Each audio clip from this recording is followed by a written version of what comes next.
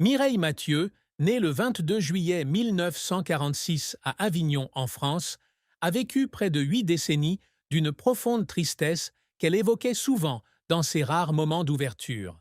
C'était le regret de ne jamais avoir eu de famille, de ne pas avoir d'enfants à aimer et à élever, un désir qu'elle avait toujours désiré, mais qui était accablé par sa carrière musicale. Chanteuse légendaire française, surnommée le Moineau d'Avignon, Mireille a consacré sa vie à son art, faisant entendre sa voix à des millions de spectateurs à travers le monde. Cependant, ce dévouement l'a conduite à sacrifier ses rêves personnels, notamment celui de devenir mère. Elle a confié un jour que, plus jeune, elle pensait avoir le temps de fonder une famille, mais que les tournées incessantes, les longues séances d'enregistrement et la pression de la célébrité l'avaient empêchée de le faire. Un jour, voyant une famille heureuse dans un parc parisien, elle est restée immobile un long moment, les larmes aux yeux, submergée par le vide. Cette tristesse s'est amplifiée à l'approche de la cinquantaine et a pris conscience qu'il ne lui restait plus assez de temps pour réaliser ce rêve. Bien qu'aimée par des millions de spectateurs, Mireille se sentait souvent seule dans les moments de calme, lorsque les lumières s'éteignaient et qu'elle revenait à elle-même. Ce regret était non seulement une blessure personnelle, mais aussi une partie intégrante d'elle-même. Une artiste qui a toujours privilégié l'art, mais qui portait en elle un vide incommensurable. Cette tristesse était également amplifiée par les pressions de sa vie personnelle et familiale. Aînée d'une fratrie de 14 enfants, Mireille a grandi dans la pauvreté à Avignon, où son père, Roger Mathieu, travaillait comme tailleur de pierre, et sa mère, Marcelle Sophie Poirier, travaillait dur pour élever les enfants. Ses responsabilités d'aînée l'ont obligée à faire des sacrifices pour subvenir aux besoins de sa famille, qu'il s'agisse de quitter l'école à 13 ans pour travailler dans une papeterie ou d'utiliser ses revenus de chanteuse pour subvenir aux besoins de ses parents et de ses frères et sœurs. Si elle était fière d'avoir pu offrir une vie meilleure à sa famille, elle se sentait aussi coupable de ne pas pouvoir vivre pour elle-même. Certains soirs, après de brillantes prestations, elle restait seule dans sa chambre d'hôtel, repensant à ce qu'elle avait manqué. Une famille à elle, les moments simples qu'elle n'avait jamais connus. Cette tristesse, bien que peu partagée, était indissociable du parcours d'une femme qui a fait entendre sa voix au monde, mais l'a payée de son cœur. La carrière de Mireille Mathieu a été longue et inspirante, commençant comme musicienne de rue dans les rues d'Avignon et s'étalant sur plus de 6 décennies, ponctuée de succès éclatants et d'échecs difficiles. Issue d'une famille pauvre, Mireille a montré très tôt des signes d'une voix naturelle, chantant à l'église et lors de manifestations locales.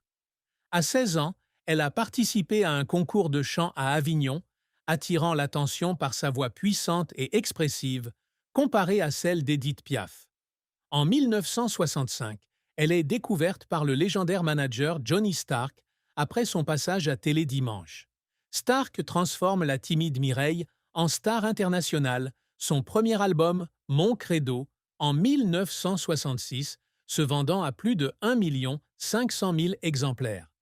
Des chansons comme Mon Credo, Qu'elle est belle et Viens dans ma rue dominent rapidement les hit-parades en France, faisant d'elle l'une des chanteuses les plus appréciées des années 1960. Ce succès change non seulement sa vie, mais offre également une vie meilleure à sa famille, puisqu'elle utilise cet argent pour acheter une nouvelle maison à Avignon. Les années 1960 et 1080 marquent l'apogée de la carrière musicale de Mireille, qui devient une icône musicale mondiale. Elle effectue des tournées en Europe, au Japon, aux États-Unis, au Canada et en Union soviétique, se produisant dans des salles prestigieuses comme l'Olympia à Paris et le Carnegie Hall à New York.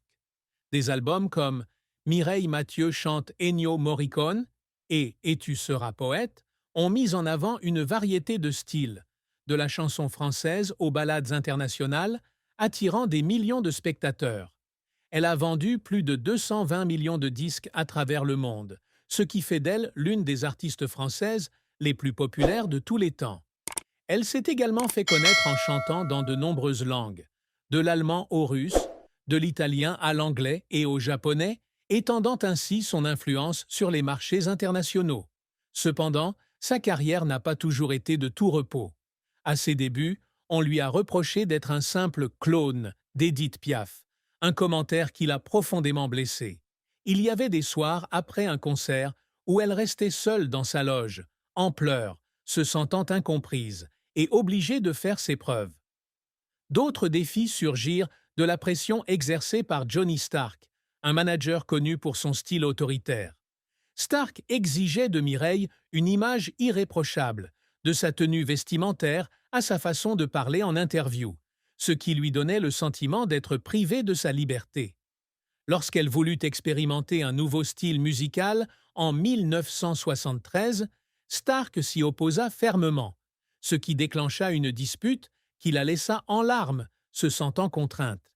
Malgré tout, elle persévéra, travaillant sans relâche pour perfectionner sa voix et son jeu. Son album Sentimentalement Vôtre, sorti en 1983, connut un échec mémorable. Les ventes de son album, Sentimentalement Vôtre, ne furent pas aussi bonnes qu'elle l'espérait en France, et elle craignait de perdre l'affection de son public. Elle passa des mois en studio londonien, travaillant 16 heures par jour pour préparer son album suivant, Un peu d'espérance, afin de reprendre confiance en elle. Ses efforts, bien que pénibles, l'aidèrent à poursuivre sa carrière et à rester une icône musicale. Outre le chant, elle s'est également essayée au cinéma, jouant dans le film Le Grand Dadais en 1967, qui n'a cependant pas rencontré le succès commercial. La carrière de Mireille Mathieu témoigne de sa persévérance et de sa passion, mais aussi du prix à payer. Des nuits blanches dues à la pression au moment de pleurs silencieux, dues au sentiment de ne pas être à la hauteur. Mireille Mathieu a toujours cherché à dépasser les attentes d'une jeune fille issue d'une famille pauvre d'Avignon.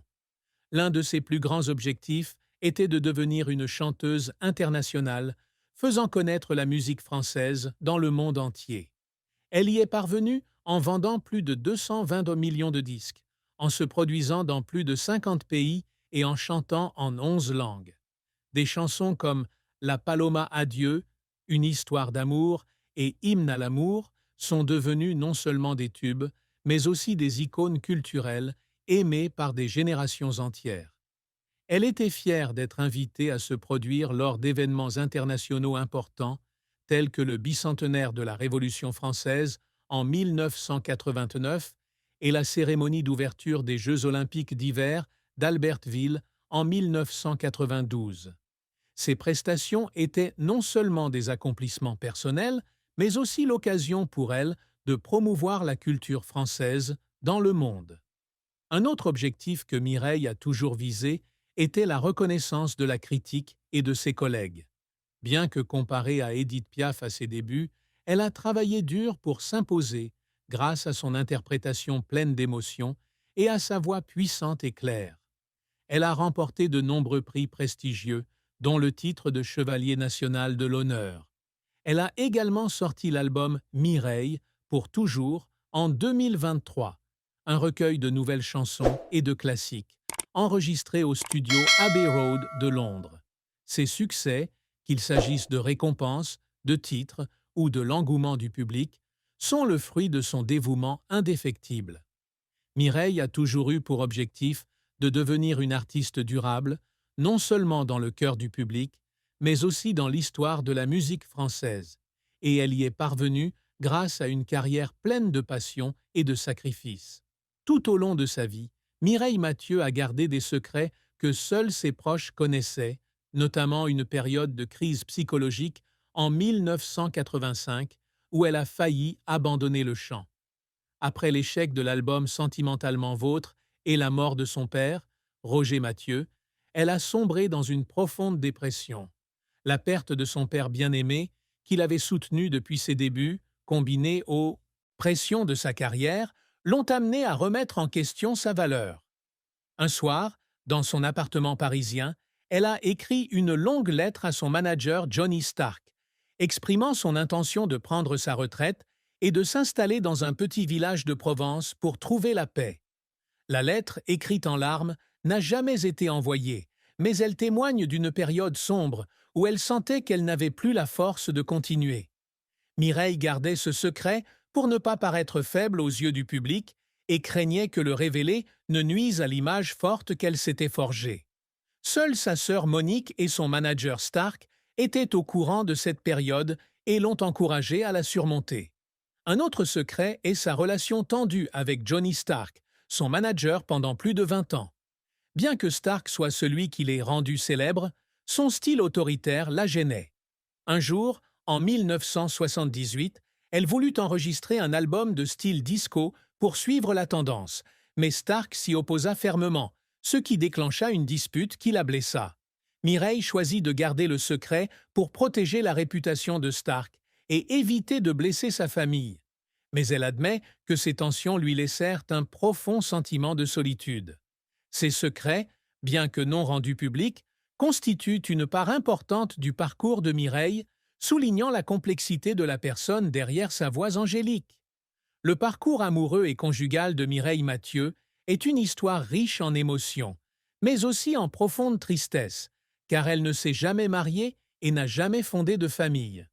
Connue pour sa beauté élégante et sa voix captivante, Mireille aurait entretenu des relations avec de nombreuses célébrités, des chanteurs comme Charles Aznavour à de riches hommes d'affaires. Cependant, elle a toujours gardé sa vie privée secrète, ne confirmant ni ne démentant jamais ces rumeurs. Elle a confié avoir eu des relations amoureuses dans sa jeunesse, mais que la pression de sa carrière et de ses responsabilités familiales l'en empêchait. Une relation privilégiée dans les années 1970 avec un producteur de musique parisien lui avait donné l'espoir d'un avenir commun, mais elle s'est terminée car l'homme ne supportait pas son emploi du temps chargé. La douleur de cette rupture l'a rendue encore plus renfermée, et elle a décidé de faire passer sa carrière avant l'amour. La plus grande tristesse de Mireille en amour était le sentiment d'avoir manqué l'occasion de fonder sa propre famille. Elle a un jour versé des larmes en évoquant son rêve de devenir mère, ce qui, selon elle, lui apporterait le plus grand bonheur.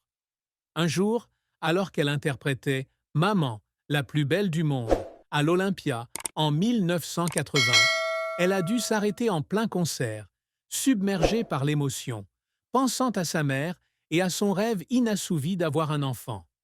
Bien que jamais mariée, Mireille trouvait du réconfort dans l'amour de sa famille et du public. Elle admettait cependant que le sentiment de solitude était omniprésent, surtout les soirs calmes après les concerts. Elle avait un jour déclaré que la musique était son seul partenaire de vie, mais que cela ne suffisait pas à combler le vide qui la rongeait. Le parcours amoureux de Mireille est une histoire de sacrifice, lorsqu'elle a choisi l'art plutôt que l'amour, mais aussi un témoignage de sa force à vivre pleinement sa passion, malgré une tristesse non partagée.